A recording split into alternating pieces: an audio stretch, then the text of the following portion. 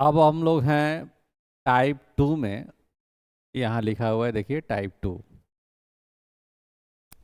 मैंने आपको 9 टाइप बताया है बेसिक में, और मैंने कहा है कि कोई भी क्वेश्चन उस पर बन जाएगा। तो ये जो अभी हम लोग बना रहे हैं, इसमें तो प्रकार 2 लिखा हुआ है, लेकिन हम लोग का सोचने का तरीका बिल्कुल उस 9 टाइप पे ही जाएगा। तो इस 16 नंबर क्वेश्चन को आप देखिए बहुत ध्यान से। एक थोक व्यापारी 5% के लाभ पर खुदरा व्यापारी को एक जैकेट बेच दिया। तो पहले ये जो थोक व्यापारी है, वो सामान कुछ में खरीदा होगा तब तो बेचेगा, तो वो मुझे नहीं मालूम है। तो मैंने उसे ले लिया है एक्स। 5% लाभ पर बेचने का मतलब 105/100 पे उसने बेच दिया। अब खुदरा व्यापारी 10% का प्रॉफिट लेके ग्राहक को बेच रहा है, तो यहाँ लिखेंगे हम 110/100।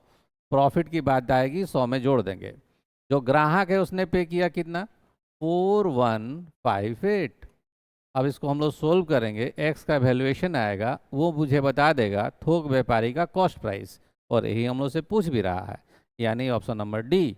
जब सोल्व करेंगे तो डी आंसर आ जाएगा। एग्जाम में बैठेंगे इस क्वेश्चन को लेके, तो इसका लास्ट लाइन पकड़ेंगे। सबसे पहले यहाँ पे 4158 को ले लेंगे, 4158। अब परसेंटेज कितनी बार यूज हुआ, 2 बार, तो यहाँ पे गुना में 100 गुना में 100 लिख देंगे। 5% प्रॉफिट तो 105 लिखेंगे, और 10% प्रॉफिट तो 110 लिखेंगे। कैलकुलेट कीजिएगा, आपका आंसर बहुत आराम से आ जाएगा, डी आ जाएगा। ये हो गया 16 नंबर। 17 नंबर क्वेश्चन को अब आप देखिए, ये रहा। ये काफ़ी इंपॉर्टेंट क्वेश्चन है और लमसम हर साल एग्जामिनेशन में आता ही रहता है। लिखा है, एक व्यक्ति ने अपनी कलम 24 में बेची। बेची मतलब सेलिंग प्राइस। उसका लाभ प्रतिशत संख्या अनुसार क्रय मूल्य के बराबर था। इसके कहने का मतलब है, अगर सीपी एक्स है तो प्रॉफिट का परसेंटेज भी x% ही होगा। अब ये वाला कंडीशन मेरे पास अगर आता है तो मेरे दिमाग में चलता है x 1 + x/100। ये मेरे हिसाब किताब से सेलिंग प्राइस हुआ, और ये मुझे सेलिंग प्राइस 24 बता रहा है। ऐसे अगर आप इसको सोल्व करने जाइएगा तो आगे जाके क्वाड्रेटिक इक्वेशन को फॉलो करेगा और टाइम ले लेगा। ऐसा क्वेश्चन जब आपको दिखे, आपने इक्वेशन बना लिया, अब इन चारों ऑप्शनों में से इसको ट्राई कीजिए। इन चारों में सबसे आसान ऑप्शन है डी, तो पहले हम सबसे आसान ऑप्शन को ही ट्राई करेंगे। तो हम x की जगह पे अगर 20 रख दें और इसकी जगह पे 20% रख दें, चूंकि दोनों इक्वल है, तो ये 20 गुना 120/100 आएगा। ऐसे कट गया, अब 12 दूनी 24 आ गया, और आगे भी 24 ही आना चाहिए था, तो मैच कर गया। तो ये इसका आंसर हो गया। तो इसी तरीके से इन सारे क्वेश्चनों का आंसर देना चाहिए। एक बात आप याद रखिएगा, इस टाइप का जब कोई भी क्वेश्चन आएगा तो आंसर होगा 10, 20, 30, 40, 50, 60, 70, 80, 90। इसी में से कोई ना कोई एक आंसर होने के चांसेस 90% है। 24 है तो 24 से नीचे ही होगा, क्योंकि आपको हो रहा था प्रॉफिट, तो आंसर 24 के नीचे जाएगा। तो 24 के नीचे मेरे पास क्या था, एक तो 20 था, एक 10 था, तो मुझे यही दोनों सोचना था। सोचेंगे कैसे, 20 ले लेंगे और गुना में 120/100, और देखेंगे कि 24 आ रहा है कि नहीं आ रहा। आ गया तो डेट्स फिनिश, वही उसका आंसर है। तो 17 नंबर को याद रखिएगा, ये काफ़ी इंपॉर्टेंट क्वेश्चन है, आप अक्सर आपको एग्जाम में देखने को मिलेगा। 17 हो गया। 18 पे आइए अब आप। ये रहा 18। देखिए क्या कह रहा है। एक व्यापारी एक ट्रॉली बैग जिसका अंकित मूल्य 1360 है। 1360 क्या है भाई, एमआरपी है।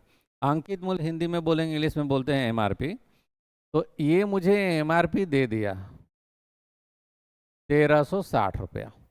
15% का छूट देता है, मतलब डिस्काउंट। जब भी आप डिस्काउंट 15.6 देंगे, तो इन दोनों का इस्तेमाल करके हम लोग सेलिंग प्राइस ही हम लोग को मिलेगा। मतलब 1360 गुना डिस्काउंट दे देंगे हम लोग, तो यहाँ लिखेंगे 1 - 15.6/100, या 100 में से घटा के आप डायरेक्ट भी लिख सकते हैं। ये आपको सेलिंग प्राइस के बारे में बता रहा है। आगे कह रहा है कि इस पर उसको 15% छूट है। गलत बोल गए हैं हम, ये 15.6 नहीं है, ये वाला डाटा लेना था, तो आप यहाँ पे 15 लीजिएगा। आगे जाके वो बोला कि 15.6% का उसको प्रॉफिट हो रहा है, मतलब यहाँ पे आपको 15.6% का प्रॉफिट दे दिया परसेंटेज में। फिर से आप देखिए, अगर सेलिंग प्राइस पता है, प्रॉफिट का परसेंटेज पता है, निश्चित रूप से आप कॉस्ट प्राइस निकालिएगा। तो आप क्या लिखेंगे, 1360 लिखेंगे, गुना में 85/100 लिखेंगे, और गुना में लिखेंगे 100 बटा में, चूंकि आप प्रॉफिट चाहते हैं तो 115.6 कैलकुलेट करेंगे और आपका आंसर आ जाएगा ऑप्शन नंबर ए। कोई डाउट नहीं है इसमें। अब एक लाइन में अगर मुझे इसको बनाना है तो बहुत आराम से बनेगा। सबसे पहला बात है कि एमआरपी और डिस्काउंट का इस्तेमाल करके हम लोगों को सेलिंग प्राइस का पता चल जाएगा, यानी 1360 और गुना में मुझे यहाँ पे लिखना चाहिए 85, और मैं जान गया कि ये सेलिंग प्राइस है।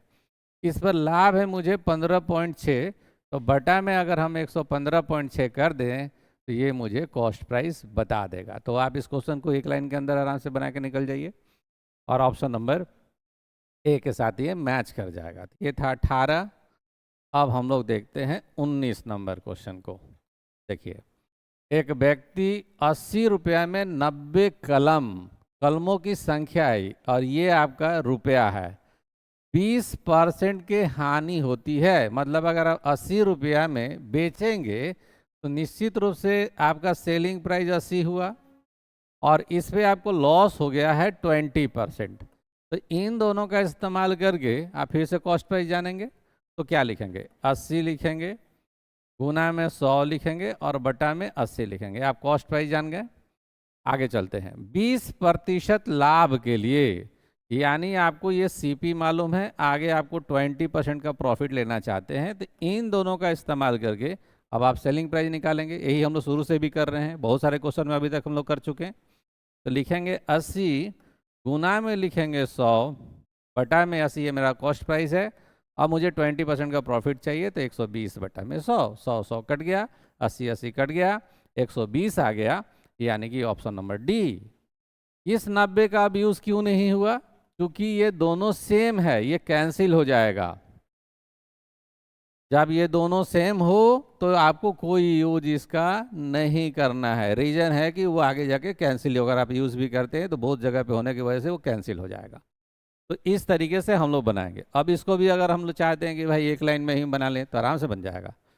कैसे बनाएंगे, देखिए आप पहले ये रुपया को पकड़िए, आप 80 हो गया, लास्ट में आप क्या चाहते हैं, 20% का प्रॉफिट, आप 120 लिखिए, और इससे पहले आपको क्या हुआ, लॉस हुआ 20%, 80। आपको याद आ गया होगा टाइप 1 में पहला क्वेश्चन यही था, और इसमें नया बस ये 90 डाल के कंफ्यूज कर रहा है, नहीं तो ये टाइप 1 का फर्स्ट ही क्वेश्चन है।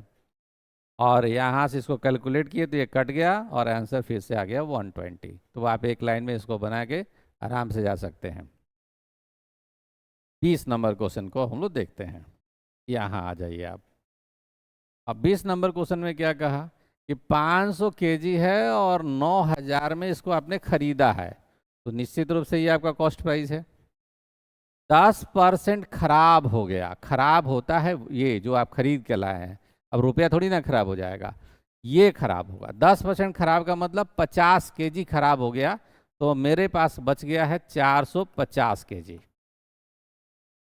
10% का हम लाभ चाहते हैं, तो लाभ तो हम जितने में खरीदे हैं उसी पे चाहेंगे ना। तो 9000 और गुना में हम लिखेंगे 110 बटा में 100, ये मुझे सेलिंग प्राइस हुआ। लेकिन मेरे पास अब बचा कितना है, सिर्फ 450 केजी, और मुझे जानना यह है कि मुझे पर केजी कैसे बेचना होगा। यानी 450 केजी है और ये सब बेच के मुझे इतना पैसा चाहिए, तो पर केजी निकालने के लिए इस 450 से हम लोग लगा देंगे भाग। तो ये 0 कट गया, 450 से ये 2 बार में कट जाएगा यहाँ पे, और यहाँ से आपका 0 और 0 भी कैंसिल हो गया, तो 11 दूनी 22, यानी आंसर आ गया ऑप्शन नंबर सी। यहाँ पे है 22, ऑप्शन नंबर सी। क्लियर है ये।